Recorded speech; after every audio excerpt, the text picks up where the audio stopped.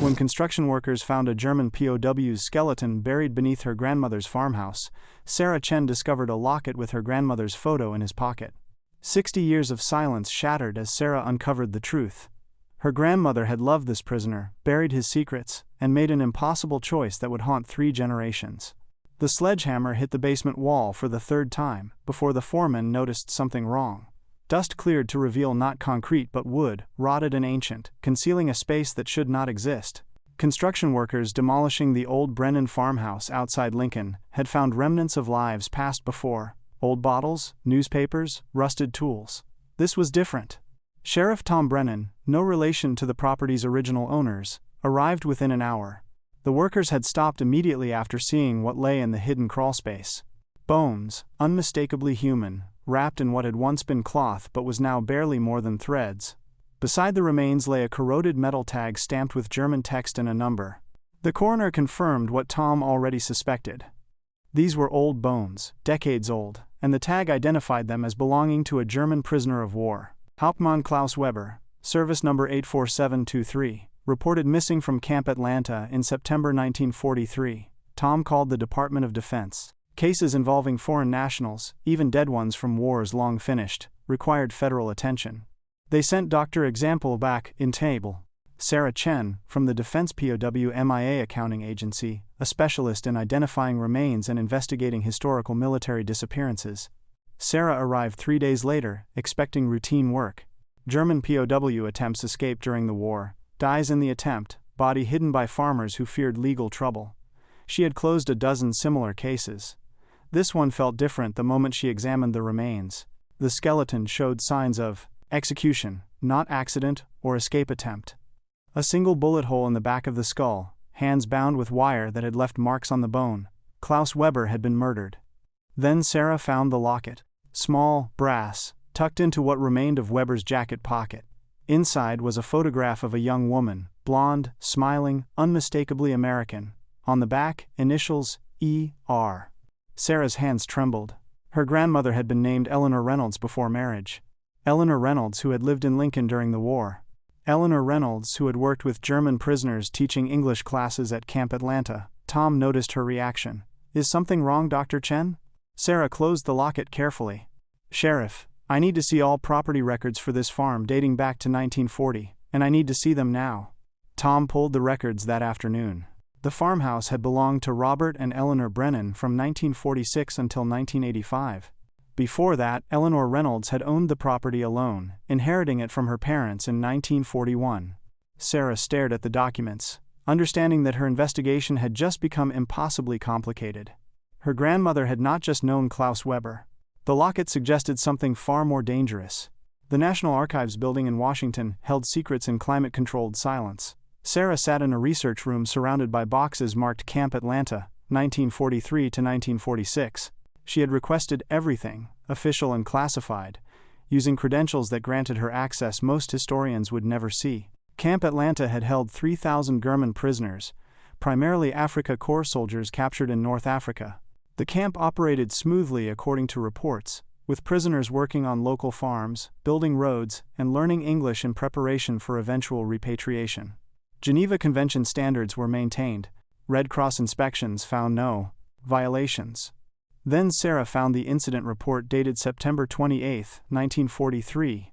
5 German officers had escaped during a work detail at a farm 12 miles outside Lincoln. Hauptmann Klaus Weber, Oberleutnant Friedrich Schreiber, Lieutenant Hans Bergmann, Lieutenant Otto Kraus, and Unteroffizier Martin Stein. Extensive searches conducted. No trace found. Case closed January 1946, with assumption of successful escape or death by exposure. The report was signed by a single officer. Major Richard Hastings, Camp Security Director. Sarah cross-referenced Hastings in military records. His career showed remarkable advancement after 1943. Promoted to lieutenant colonel by 1945, full colonel by 1948, Pentagon intelligence liaison by 1952. He retired in 1970, with commendations for classified operations. She requested witness statements from other guards present during the supposed escape. None existed. Standard protocol required multiple testimonies for escape incidents, yet only Hastings had filed a report. The other guards assigned to that detail were never interviewed, or their statements had been removed from files. Sarah found something else. A memo dated October 1943 from the Swiss legation, which represented German interests under Geneva Convention. They had requested investigation into rumors of prisoner mistreatment at Camp Atlanta. The Army's response was brief. No evidence of violations found. Investigation closed. But attached to that memo was something that should not have existed, a handwritten note on unofficial paper. 5 men did not escape. Someone knows what happened. Anonymous, undated, filed with documents by an archivist who apparently recognized its significance. Sarah photographed everything. Her official investigation required documentation, but she could not include personal connections in reports. Not yet. Not until she understood what Eleanor had been involved in. The archives also contained personnel files for civilians employed at Camp Atlanta. Sarah found Eleanor Reynolds listed as an English instructor, hired August 1943, terminated employment December 1943. No reason given for termination. No forwarding address beyond Lincoln, Nebraska, 4 months. Eleanor had worked at Camp Atlanta for exactly 4 months, overlapping precisely with Klaus Weber's time there and his supposed escape. Sarah left Washington with more questions than answers, and a growing certainty that her grandmother's story was connected to 5 dead men and a conspiracy that had remained buried for 60 years. Sarah's mother lived in San Francisco, a continent away from Nebraska's secrets and buried bones. Margaret Chen answered the door looking older than her 68 years, tired in a way that suggested she had been expecting this conversation for decades. "You found something in Nebraska," Margaret said. It was not a question. Sarah showed her mother the locket. Margaret's face went pale. She sat down heavily on her living room sofa and was silent for a long minute. "I always knew someone would find him eventually." Margaret's voice was barely above a whisper. "Your grandmother made me promise never to speak about it, but she's been dead 20 years. Maybe it's time." Margaret retrieved a wooden box from her bedroom closet. Inside were Eleanor's personal effects, photographs, letters, and a small leather diary with a clasp lock. The key was taped inside the box lid. "Your grandmother was not who you thought she was," Margaret said. "She was brave, and she was terrified, and she loved someone she should not have loved." The photographs showed Eleanor as a young woman, beautiful and serious, standing in front of a building Sarah recognized from archive photos as Camp Atlanta. Other photos showed Eleanor with groups of men in prisoner uniforms, teaching classes. In one photo, partially, hidden in the back row, was Klaus Weber. Even in the faded image, Sarah could see how he looked at Eleanor. The diary was worse. Written in English and German, the entries detailed a relationship that violated every regulation Eleanor had agreed to follow. She had been recruited by Army intelligence, Margaret explained. Not officially. A Captain Morrison had approached her because she spoke German fluently, learned from her immigrant grandparents. They wanted someone to teach English, but also to listen, to report on prisoner conversations and attitudes. Margaret opened the diary to an entry dated October 19, 1943. Sarah read Eleanor's handwriting. "Klaus told me about the others today. He says there are men in the camp who are not what they seem. He is frightened. He wants to tell the authorities but does not trust Major Hastings. I do not know what to do." "There's more," Margaret said. She opened a yellowed envelope containing a birth certificate. Thomas Robert Brennan, born March 15, 1944. Father listed as Robert Brennan, but Margaret's voice was steady and sad as she continued. "Robert Brennan was not Thomas's father. Your grandmother was pregnant when Klaus disappeared. She married Robert 6 months later because she had no choice. A single mother with a German prisoner's child in 1944 America would have been destroyed." Sarah felt the world shift. Thomas Brennan, who died in Vietnam, who she had never met, had been Klaus Weber's son. Her uncle was the child of a murdered German POW and her grandmother. Did Thomas know? Sarah asked. Margaret shook her head. No one knew except Eleanor and Robert. And now you. Sarah could not use official channels for translation. Revealing her grandmother's relationship with Klaus Weber would compromise the investigation and possibly end her career. She needed someone outside the system, someone with expertise and discretion. Dr. Heinrich Müller was 89 years old and still teaching part-time at the University of Nebraska. His specialization was German-American history during the Second World War, specifically the prisoner of war camps that had dotted the American Midwest. Sarah found his contact information through academic directories and called expecting resistance. Instead, Heinrich agreed to meet her immediately. His office was cluttered with books and photographs, walls covered with images of Camp Atlanta and other prison facilities. Heinrich listened as Sarah explained what she had found. showing him pages from Eleanor's diary that mixed English and German text. "My father was a guard at Camp Atlanta," Heinrich said after a long silence. "Friedrich Müller. He died in 1944. They called it a hunting accident, but I never believed it. He was an experienced hunter who somehow shot himself cleaning a rifle that was not loaded. I was 12 years old. I remember my mother crying and saying he knew too much." Sarah felt pieces connecting. What did he know? Heinrich pulled out a folder from his filing cabinet. Inside were letters his father had written to his mother during his time at Camp Atlanta. Most were mundane, discussing weather and work schedules. But several letters from September and October 1943 mentioned unusual activities. Heinrich translated one letter dated September 25, 1943. "Something is wrong here. Major Hastings has been interrogating prisoners in ways that violate our orders. He keeps certain men separated from others. He has ordered guards not to report what they see to Red Cross inspectors. I am worried about what will happen if I speak about this." 2 days later, Klaus Weber and 4 other men supposedly escaped. 3 weeks after that, Friedrich Müller was dead. Sarah and Heinrich spent the afternoon translating Eleanor's diary entries. The story emerged in fragments, but the outline was clear. Eleanor had been recruited to teach English but also to gain prisoners' trust and report on their conversations. She had developed a relationship with Klaus Weber that went beyond her assignment. Klaus had confided in her about something dangerous happening at Camp Atlanta, something involving Major Hastings and prisoners who possessed valuable intelligence. One entry from November 19, 1943, made Sarah's blood run cold. "Klaus gave me names today. 5 men, he says, are not ordinary soldiers. He believes they are Nazi intelligence operatives who surrendered deliberately to infiltrate the camp and gather information. He has proof, but he does not know who to trust with it. Major Hastings has been asking him about German scientific research. Klaus is a physicist. He knows things about German atomic programs that the Americans want. But he will not talk to Hastings. He says Hastings uses torture." Heinrich looked at Sarah with sad understanding. "Your grandmother was caught in something much bigger than a love affair. She was witness to war crimes and espionage." Heinrich spent 3 days in archives, searching for any reference to Operation Valkyrie Protocol. The name appeared in his father's letters, but nowhere in official records. Sarah used her credentials to access classified files from Army intelligence operations during the war years. Most were still redacted even 60 years later, but she found fragments. A memo from August 1943 outlined a program to identify German prisoners with scientific or technical knowledge valuable to American research efforts. The Manhattan Project was underway, and intelligence agencies wanted to know everything about German atomic research. Official channels through Geneva Convention protocols were slow and monitored by neutral observers. Someone wanted faster results without oversight. Eleanor's diary confirmed what the official records hinted at. An entry from September 10, 1943. "Captain Morrison visited me today. He says Klaus Weber is important to the war effort. He wants me to ask Klaus about his work in Germany before the war. He gave me specific questions about uranium research and centrifuge designs.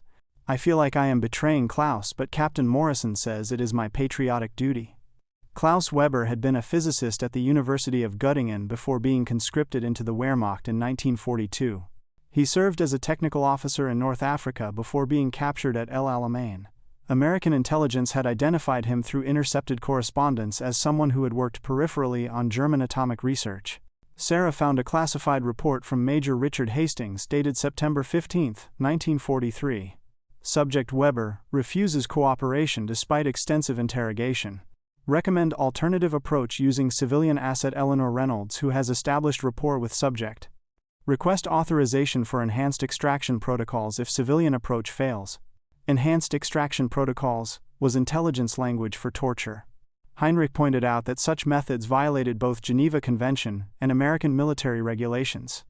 Hastings was proposing war crimes. The diary entries from late September showed Eleanor's growing horror. "Klaus told me today what Hastings did to Friedrich Schreiber, beatings and sleep deprivation. Friedrich finally told him about the infiltrators, but Hastings did not believe him. Klaus says Hastings only cares about atomic secrets. He wants Klaus to give him names of German scientists and facility locations. Klaus will not do it. He says Germany will lose the war, and these scientists should not be hunted down afterward." Sarah found another document that changed everything. A letter from J. Robert Oppenheimer to General Leslie Groves, dated October 1943, discussing the need for intelligence about German atomic progress and specifically mentioning a German physicist in American custody who refuses to cooperate. Heinrich read the letter twice. Your Klaus Weber was not just any prisoner. He had information about the German atomic program that could have changed the Manhattan Project timeline. No wonder Hastings was desperate to extract it. But Eleanor's diary showed Klaus was worried about something more immediate than atomic secrets. Klaus gave me a list tonight. 5 names of men in Camp Atlanta, who he says are Nazi intelligence operatives. He has been watching them pass information to visitors during work details. He wants to report them, but he does not trust Hastings. He trusts no one except me now. The diary entries from October and November 1943 revealed a relationship that should never have existed. Eleanor and Klaus began meeting secretly, away from the monitored classroom sessions. Klaus shared not just intelligence but himself, his fears and hopes, and the knowledge that he would probably die in this war one way or another. Eleanor wrote on October 23, "We met in the barn tonight. I know this is wrong, but I cannot help myself." Klaus is not the enemy. He hates Hitler as much as any American. He speaks about Germany before the Nazis, about universities and music and ideas. He wants to see his family again, but he knows they are probably dead. Dresden was bombed last month. His parents lived there.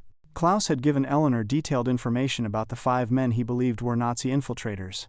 According to the diary, these were not ordinary soldiers. They were Abwehr intelligence officers who had surrendered deliberately in North Africa, posing as regular Wehrmacht troops. Their mission was to gather intelligence from inside American POW camps about military installations, troop movements, and most importantly the Manhattan Project. Camp Atlanta was 30 miles from a facility that produced components for the atomic bomb program. Local workers sometimes spoke carelessly around prisoners. Guards discussed things they should not have discussed. The infiltrators were patient and methodical, gathering fragments of information that would mean nothing individually but could reveal significant intelligence when assembled. Klaus had identified them through small inconsistencies. Questions they asked that revealed knowledge they should not have possessed. Conversations in dialects that did not match their supposed origins. And coded messages he had seen them passing to visitors during farm work details. Eleanor's entry from November 2. Klaus gave me their names today. Feldwebel Hans Richter, supposedly from Munich but his accent is Berlin. Gefreiter Paul Schmidt, who claims to be a farmer but knows nothing about agriculture. Obergefreiter Werner Koch, who speaks perfect English with an American accent he tries to hide. Stabsgefreiter Ludwig Bauer, who receives visits from a woman claiming to be his cousin. But they speak in a code Klaus recognizes as intelligence protocol. And Schütze Anton Vogel, who has technical knowledge about machinery that no ordinary soldier would possess. Klaus had compiled evidence over months. Notes about their conversations, observations of their meetings with visitors, patterns in their behavior. He wanted to report this to authorities but feared Hastings would either not believe him or worse, would use the information for his own purposes. The diary revealed Klaus's dilemma. Klaus said tonight that Hastings has been pressuring him constantly about atomic research. Hastings promises better treatment, possible release, even American citizenship if Klaus will provide detailed information about German facilities and scientists. Klaus refuses. He says the scientists are not Nazis, they are just men trying to survive like everyone else. He will not condemn them to being hunted after the war, but this makes Hastings angry and desperate. Then Eleanor recorded the moment that sealed their fates. Klaus told me tonight that he loves me. I told him I love him too. We both know. This is impossible, but we cannot change how we feel. He gave me documents tonight, everything he knows about the infiltrators and about Hastings' illegal interrogations. He says if anything happens to him, I must get this information to the Red Cross or the Swiss legation. Anyone except American Army intelligence. Sarah found the breakthrough in Heinrich's father's letters. Friedrich Müller had written to his wife on September 26, 1943, one day before the supposed escape. Major Hastings is planning something. He has ordered 5 prisoners transferred to a work detail tomorrow at a remote farm. I am assigned to the transport detail, but Hastings told me I am being replaced at the last minute. He says I am needed elsewhere, but I think he does not want me to see what happens. I am frightened. Friedrich never went on that transport. Instead, he was assigned to a different work detail. The 5 prisoners transferred to the remote farm were Klaus Weber, Friedrich Schreiber, Hans Bergmann, Otto Kraus, and Martin Stein. They never returned. Sarah Cross referenced the farm location in the escape report. It belonged to a man named Joseph Crawford, a civilian contractor who supplied labor services to the camp. Sarah searched property records. Joseph Crawford had sold his farm in December 1943 and moved to California. No forwarding address, no further records. Heinrich found something else. A newspaper article from October 1943 about Crawford being treated at a Lincoln hospital for injuries sustained in a farming accident. The article mentioned he had fallen from a barn loft, but hospital records Heinrich obtained through a researcher contact showed Crawford had been treated for a gunshot wound to the shoulder. Sarah contacted the Nebraska Historical Society and requested any information about the Crawford farm. A researcher found something unexpected. A journal entry from a neighboring farmer named William Hayes dated September 27, 1943. I heard gunshots from the Crawford place last night. Several shots, then silence. Joe Crawford told me this morning it was him shooting at coyotes, but I did not believe him. He looked scared and he had blood on his clothes. The pieces assembled into a horrifying picture. Major Hastings had arranged to transport 5 prisoners to a remote location under the guise of a work detail. Something went wrong. Shots were fired. Crawford was wounded. The 5 prisoners were killed. But why those 5 specific men? Sarah found the answer in Eleanor's diary entry from September 25. Klaus told me today that he plans to report the infiltrators to the Swiss legation during their inspection next week. He cannot wait any longer. He believes they are close to transmitting significant intelligence about the Manhattan Project. He asked the other 4 men, Friedrich, Hans, Otto, and Martin, to serve as witnesses. They all agreed. They are meeting with Major Hastings tomorrow to inform him of their decision, so he cannot claim they are making false accusations. Sarah felt sick. Klaus and his 4 friends had told Hastings they were planning to report both the Nazi infiltrators and Hastings's illegal interrogation methods to neutral observers. Hastings could not allow that. He had arranged their execution disguised as an escape attempt, but there was more.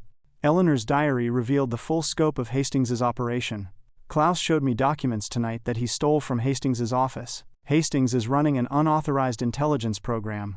He is extracting information from prisoners using torture and threats, then reporting it through unofficial channels that bypass normal Army intelligence procedures. Klaus thinks Hastings is working with civilian industrialists who want German technical knowledge for commercial purposes after the war. It is not about winning the war, it is about money. Eleanor's diary entries from late September showed her terror. Klaus did not return from the work detail. No one will tell me what happened. Major Hastings says there was an escape attempt and 5 prisoners are missing. He questioned me for 3 hours about my relationship with Klaus. He knows we were close. He threatened to charge me with treason for fraternizing with enemy prisoners. Then came the entry dated September 29, 1943, written in shaking handwriting. Hans Bergmann came to my house tonight. He was wounded, bleeding from his side. He said Hastings took them to a farm and executed Friedrich, Otto, and Martin. Klaus tried to fight back. Hastings shot him.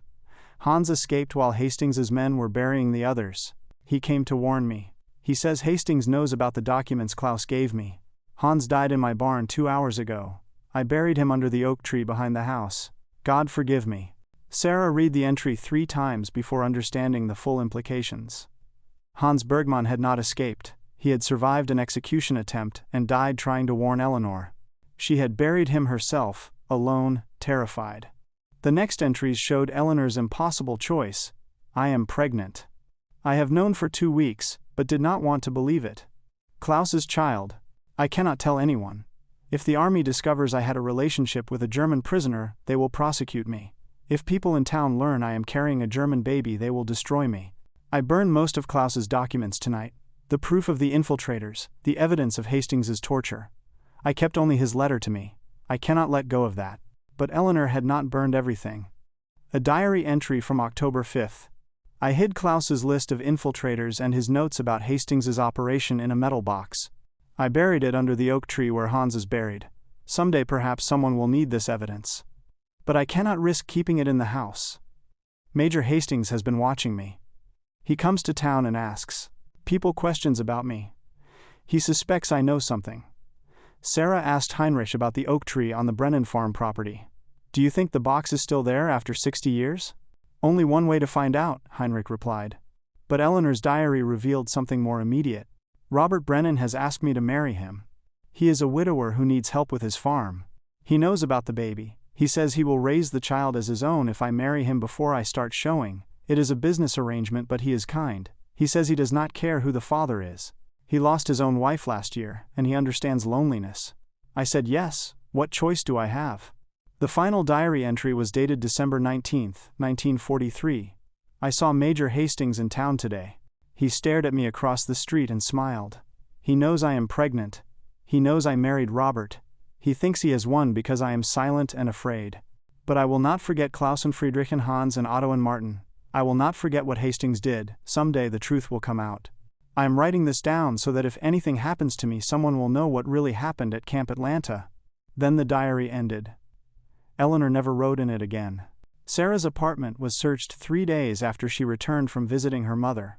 Nothing obviously taken, but everything slightly disturbed in ways that told her professionals had gone through her belongings. Her laptop was in a different position. Files were rearranged. Someone wanted her to know they were watching. The warning came via anonymous text message: "Stop investigating Camp Atlanta. Some secrets should stay buried.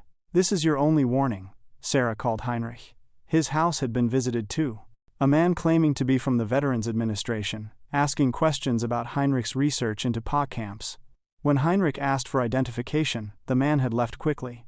Sarah tried to access further classified files about Major Hastings through official channels. Her security clearance was suddenly insufficient. Files she had viewed weeks earlier were now restricted above her authorization level. When she questioned her supervisor, the response was brief: "The Camp Atlanta investigation is being transferred to another division. Submit all materials and close your case file." Sarah refused. This was her investigation, her family, her grandmother's story. She contacted journalists, thinking publicity would provide protection. 3 reporters initially interested in the story all called back within days, declining to pursue it. One was honest: "I got a call from someone in the Department of Defense. They strongly suggested this story was not in the national interest. I have to think about my career." Heinrich had better luck with academic channels. He contacted a colleague at the University of Berlin who specialized in German military records. Within a week, they had information about the 5 executed prisoners that American archives did not contain. Klaus Weber had indeed been a physicist at Göttingen University before the war. His specialty was neutron physics, and he had published papers about uranium isotope separation. The Nazis had recruited him for their atomic research program, but he had deliberately provided incorrect calculations to slow their progress.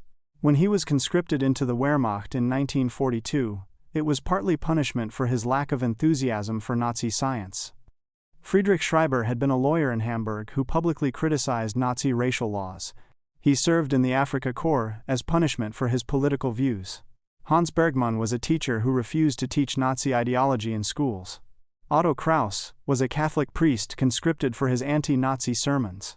Martin Stein was Jewish, passing as non-Jewish through false papers, caught when someone reported him. These were not ordinary prisoners, they were specifically men who opposed the Nazi regime, men whose disappearance would not generate sympathetic attention from German authorities, men whose deaths could be covered up without diplomatic consequences. Sarah understood the selection now. Hastings had chosen his victims carefully. He could execute them without risking international incidents or Red Cross investigations. Who would question the escape of Nazi opponents? Who would search hard for men Germany itself wanted to forget? Heinrich found one more crucial detail. The 5 Nazi infiltrators Klaus Weber had identified remained in Camp Atlanta until repatriation in 1946. All 5 returned to Germany and disappeared into Soviet-occupied zones.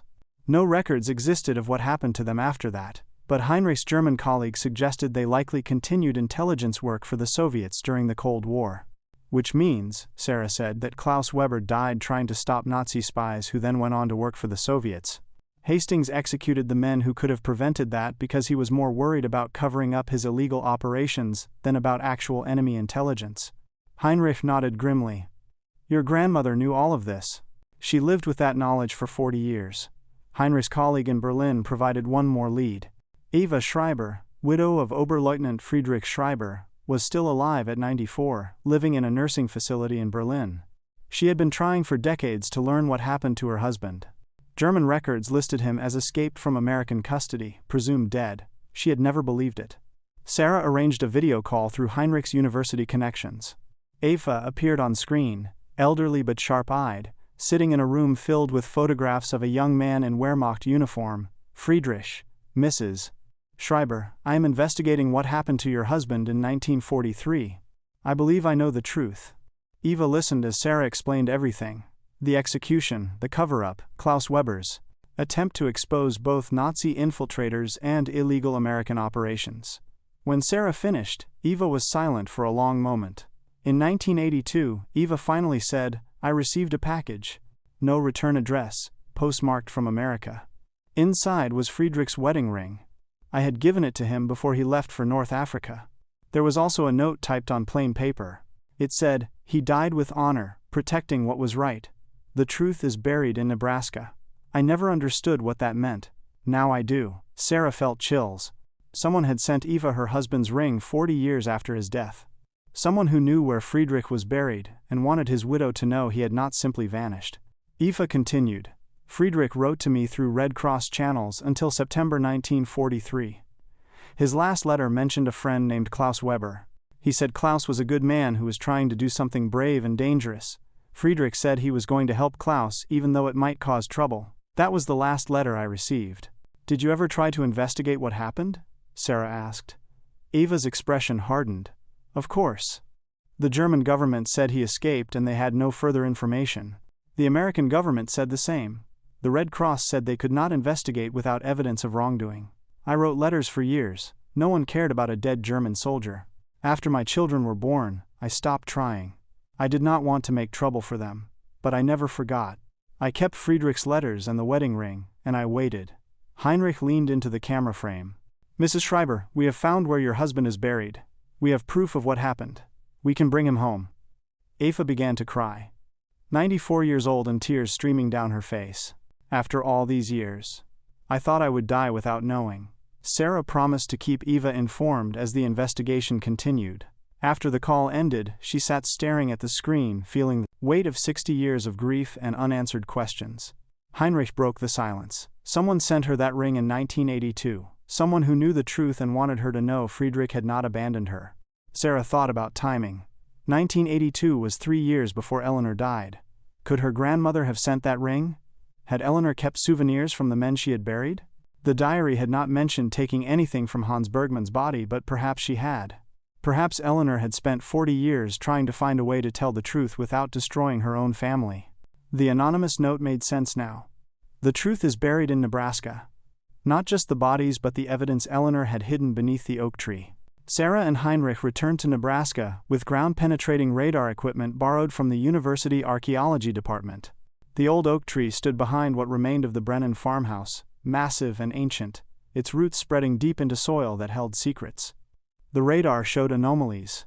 One large area consistent with human remains buried shallow, approximately 6 feet from the tree trunk. Another smaller signature 8 feet away, metallic, rectangular. They obtained permits for excavation through official channels, Sarah's credentials as a DoD investigator providing necessary authorization. The local sheriff, Tom Brennan, supervised the dig to ensure proper protocol. They found Hans Bergmann first.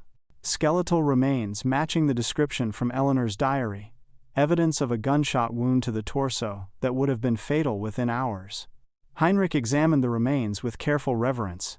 This man crawled miles while dying to warn Eleanor. He saved her life.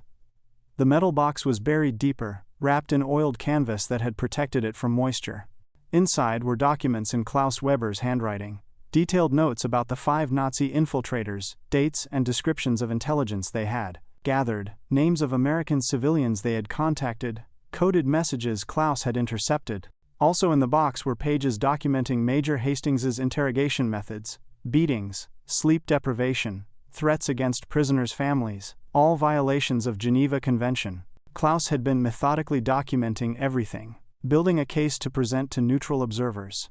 There was a list of names, American industrialists and intelligence officers involved in what Klaus called the Valkyrie Protocol, men who wanted German scientific knowledge and were willing to use illegal methods to extract it. Several names Sarah recognized from history books as founders of major post-war corporations and intelligence agencies.